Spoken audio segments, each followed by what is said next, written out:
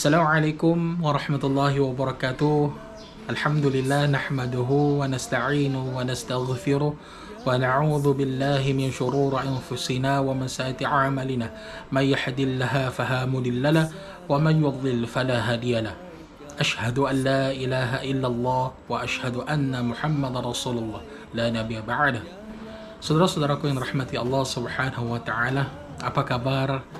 Mudah-mudahan semua sehat, sejahtera dalam lindungan Allah Subhanahu wa taala dan rahmat kasih sayangnya. Saudara-saudaraku yang rahmati Allah, syukur kepada Allah Subhanahu wa taala. Berjumpa lagi kita di video tazkirah pendek ini, yang mana insyaallah hari ini saya ingin kongsikan satu hal yang mana sangat penting sebagai hamba Allah Subhanahu wa taala dan umat Nabi Muhammad sallallahu alaihi wasallam yang kita sangat rindukan dan kasihi. Insyaallah saudara-saudaraku yang dirahmati Allah Subhanahu wa taala, ayo bersama dengan saya untuk membuka akal dan hati kita, untuk kita muhasabah diri kita sebagai umat Nabi Muhammad sallallahu alaihi wasallam. Adakah kita sudah sangat-sangat mencintai ataupun sudah mencerminkan diri kita sebagai umat Nabi Muhammad sallallahu alaihi wasallam? Ikhwan muslimin muslimat rahmati Allah Subhanahu wa taala, Allah Subhanahu wa taala menurunkan Nabi Muhammad SAW sebagai cahaya kehidupan, sebagai cahaya penunjuk kepada diri kita sebagai hamba Allah dan umat Nabi Muhammad SAW. Karena Nabi Muhammad SAW adalah ikutan terbaik kepada kita. Tidak janggal di pendengaran kita bahwasanya Allah Subhanahu wa taala telah berfirman dalam Al-Quran, A'udzu billahi minasyaitonir rajim. Bismillahirrahmanirrahim. Laqad kana lakum fi Rasulillah uswatun hasanah. Tidak janggal di pendengaran kita ayat Al-Quran ini, saudara-saudaraku dan rahmati Allah. Namun ada kita sedar ataupun kita sudah muhasabah diri kita sebagai umat Nabi Muhammad SAW, adakah kita telah ikut qudwah hasanah, ikutan terbaik, yaitu Nabi Muhammad SAW. Yang mana arti tadi ayat adalah laqad kana lakum fi Rasulillah uswatun hasanah, pada diri Rasulullah SAW adalah ikutan terbaik. Maka itu saudara-saudaraku rahmati Allah Subhanahu wa taala, harus kita pertanyakan kepada diri kita, adakah kita ini sudah mengikut jejak Nabi Muhammad SAW dan ingin mencerminkan diri kita sebagai umat yang mencintai Nabi Muhammad SAW dan merindukannya? Harus kita pertanyakan kepada diri kita. Dan adakah kita ini sudah melaksanakan segala perintah Nabi Muhammad SAW, yang mana perintah-perintah kewajibannya, perintah-perintah larangannya, perintah sunnahnya, harus kita tanyakan. Maka itu untuk kita mencerminkan diri kita cinta, rindu kepada Nabi Muhammad SAW, harus kita ikut.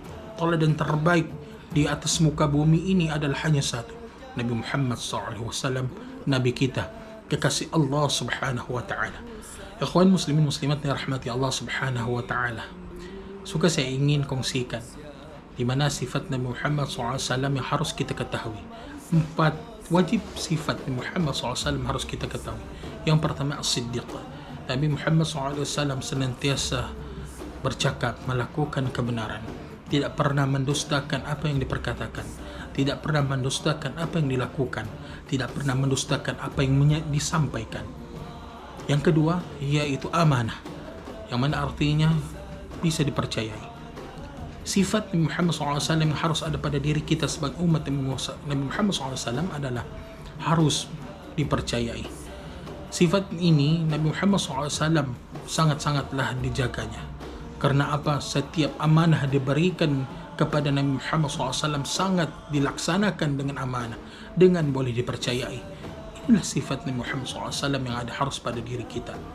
Yang ketiga, yaitu fatanah, yaitu bijaksana, pintar, cerdas, yang mana ada harus juga wajib pada diri kita sebagai umat Nabi Muhammad SAW untuk mendirikan, membangunkan Islam ini.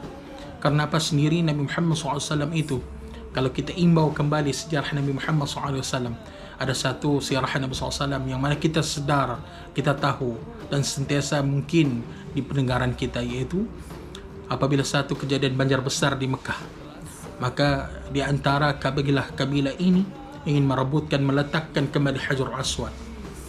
Kebijaksanaan Nabi Muhammad SAW dan amanahnya dan sidiknya tadi, maka Nabi SAW mampu untuk menyeleraikan dan menidakkan pergaduhan perkelahian di antara kabilah-kabilah ini.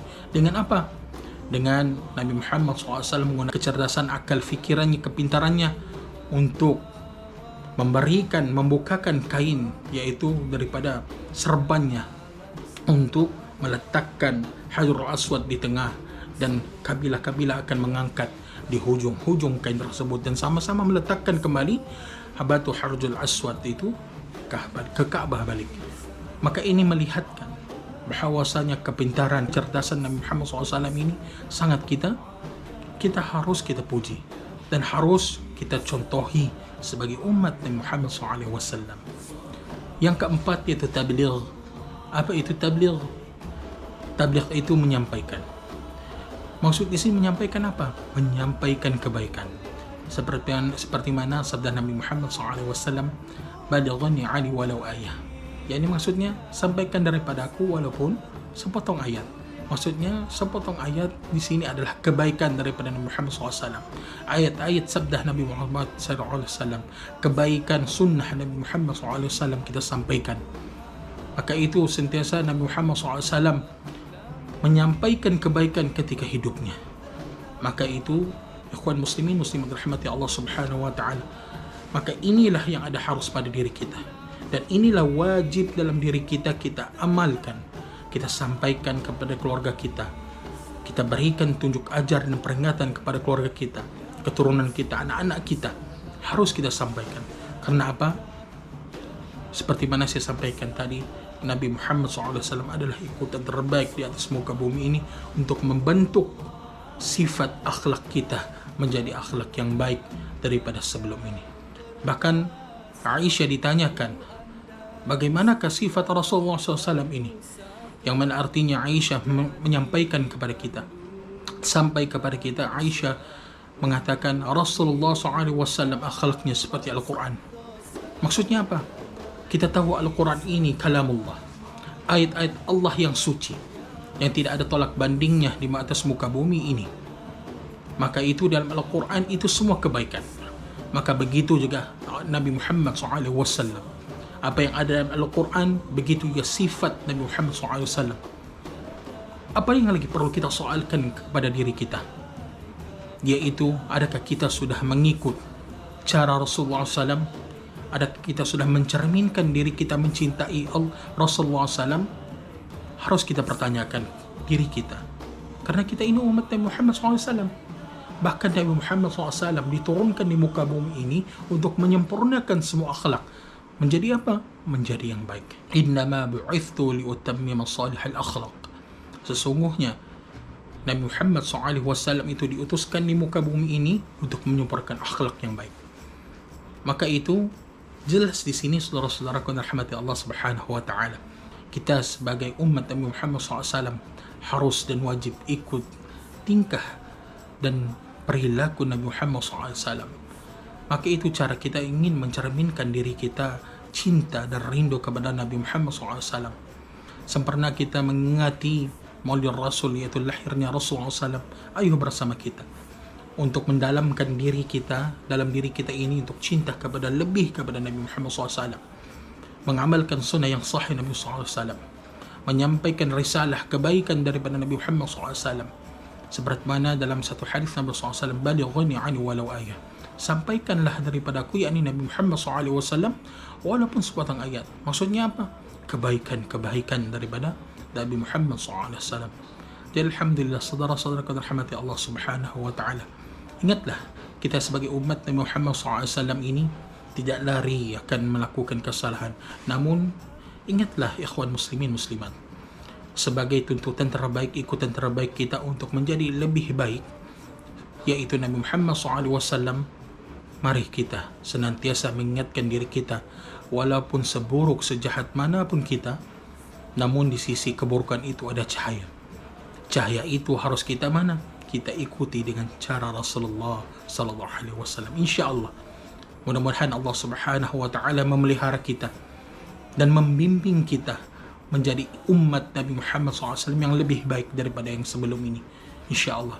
Dan Allah Subhanahu wa taala menjauhkan diri kita dari perkara-perkara mazmumah dan senantiasa memberikan taufik kepada kita untuk melakukan perkara-perkara yang mahmudah, insya-Allah. Ikhwan muslimin muslimat rahmati Allah, insya-Allah kita akan berjumpa lagi di video tazkirah ringkas yang lain. Mudah-mudahan memberi manfaat sedikit untuk kita muhasabah diri kita, bahwasanya kita ini umat Nabi Muhammad SAW harus berbangga karena kita adalah umat yang terbaik yang bersama Nabi Muhammad SAW untuk mendapat redha Allah di akhirat kelak, insya-Allah. Bertemu lagi kita di video seterusnya di tazkirah ringkas. Apa yang salah dan kekurangan itu adalah diri saya sendiri. Apa yang lebih itu adalah datang daripada Allah Subhanahu wa taala untuk memberi manfaat kepada saya sendiri dan ikhwan muslimin muslimat yang dirahmati Allah Subhanahu wa taala. Berjumpa lagi. Assalamualaikum warahmatullahi wabarakatuh.